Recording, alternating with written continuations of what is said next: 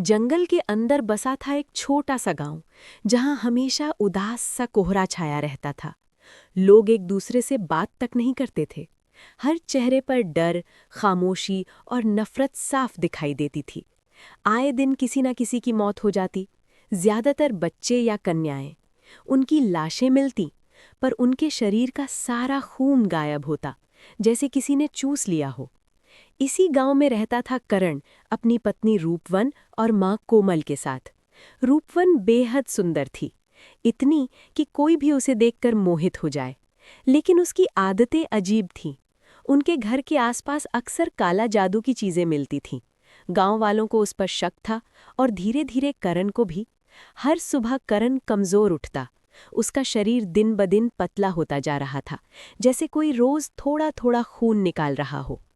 एक रात करण ने देखा, रूपवन चुपके से घर से निकल रही है। वो उसके पीछे पीछे चल पड़ा। रूपवन एक घर के सामने रुकती है, धीरे से कुछ फुसफुसाती है, और दरवाज़ा अपने आप खुल जाता है। एक छोटा बच्चा बाहर आता है, जैसे किसी के वश में हो। रूपवन उसे जंगल की गहराइयों में ले जाती है। घनी जंगल के बीच एक स्थान था, जहाँ काला जादू का सामान पड़ा था।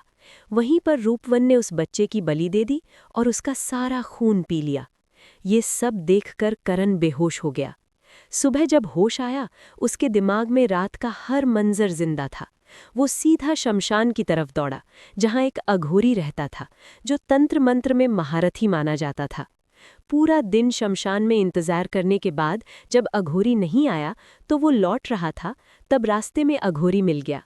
करण की हालत देखकर अघोरी सब समझ गया, पर अनजान बनकर पूछा, क्या हुआ? करण ने सब सच बता दिया। अघोरी ने कहा, पूर्णिमा की रात रूपवन के कुछ बाल और उसकी साड़ी का टुकड़ा लेकर शमशान आना। करण ने इंतजार किया, और जैसे ही फुल मून नाइट आई, वो चुपके से बाल और साड़ी का हिस्सा लेकर शमशान पहुंच गया। अघोरी ने एक रक्षा चक्र बनाया और करण को उसके अंदर बैठने को कहा। चाहे कुछ भी हो, बाहर मत निकलना। विधि शुरू होते ही रूपवन को एहसास हो गया। वो वहां प्रकट हुई, कभी करण की मां का रूप धरकर रोई, कभी गांव वालों की आवाज में चिल्लाई, पर करण ने अपनी आंखें बंद रखीं। उसने अपनी पत्नी का असली रूप देखा था, एक खून पीने वाली डायन। अंत में कठिन संघर्ष के बाद विधि पूरी हुई।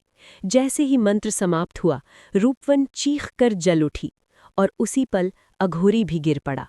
सच ये था कि रूपवन को काला जादू उसी अघोरी ने सिखाया था। उसे अपनी गलती का पछतावा था। वो जानता था कि अगर इस शक्ति को खत्म करना है तो उसकी अपनी जान भी जाएगी। आज उसने अपनी गलती सुधार दी। रूपवन मरी, अघोरी भी मर गया, और गांव का खूनी खेल वहीं समाप्त हो गया।